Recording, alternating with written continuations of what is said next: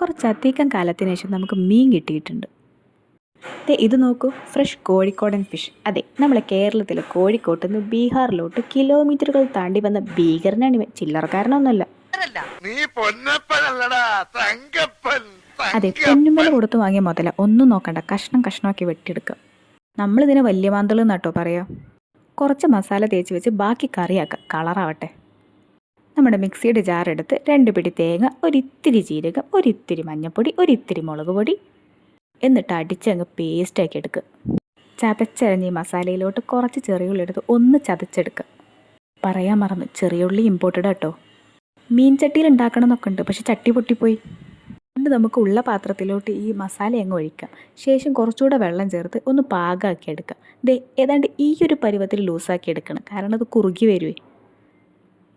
പിന്നെ ഇതിലോട്ട് നമ്മൾ തക്കാളി, പച്ചമുളക്, നേരത്തെ വെള്ളത്തിലിട്ട് വെച്ച പുളിവെള്ളം കൂടെ മിക്സാക്കി കലക്കിയെടുത്ത് നല്ല സ്റ്റൗ കത്തിച്ച് അതിലോട്ട് നമുക്ക് വെക്കാം. സ്റ്റൗവിൽ വെച്ച് കഴിഞ്ഞാൽ പിന്നെ ഒരു കാത്തിരിപ്പാണിത് തിളച്ച് കിട്ടാനേ.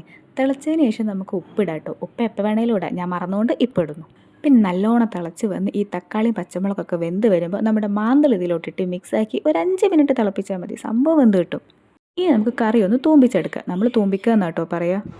ചൂടായ ചട്ടിയിലോട്ട് വെളിച്ചെണ്ണ ഒഴിച്ച് കുറച്ച് ചെറിയുള്ളി ഇട്ട് അതിലോട്ട് ലേശം മുളക് പൊടി ഇട്ട് ഇത് നല്ലൊരു കളർ വേരിയൻറ്റ് തരും കേട്ടോ നമ്മുടെ കറിക്ക്. അത് മൂത്ത് വരുമ്പോൾ കറിവേപ്പിൻ്റെ ഇലയും കൂടെ ഇട്ട് നന്നായിട്ട് മിക്സാക്കി നമുക്കിത് കറിയിലോട്ട് ഒഴിച്ച് കൊടുക്കാം. നോക്കൂ, ഇത് മിക്സ് ആക്കുമ്പോൾ നല്ലൊരു കളറ് കിട്ടും കറിക്ക്. ഇനിയിപ്പോൾ എന്താ, ഇതും കൂട്ടി ചോറ് ചോറ്, ഉപ്പേരി, പൊരിച്ച മീൻ, നല്ല തേങ്ങ അരച്ച മീൻ കറി. ഇനി നമുക്ക് ദഹനത്തിന് വേണ്ടി ഇത്തിരി തൈരും കൂടെ ചേർക്കാം. തൈരും മീനും ഒപ്പം പാടില്ല എന്നല്ലേ, അതുകൊണ്ട് നമുക്ക് ഇപ്പുറത്തെ സൈഡിൽ വിളമ്പാം. ഇന്നത്തെ കാര്യം കുശാലായി. നാളെ ഇനിയിപ്പോൾ പരിപ്പും പയറൊക്കെ തന്നെ ഉണ്ടാവുകയുള്ളൂ. എന്തായാലും ഒരു റോബസ്റ്റോടെ തിന്ന് ഇന്നത്തെ ചോറ് പരിപാടി നമുക്കിവിടെ അവസാനിപ്പിക്കാം. അപ്പം ശരി, എന്നാൽ ടാറ്റ, ബൈ ബൈ.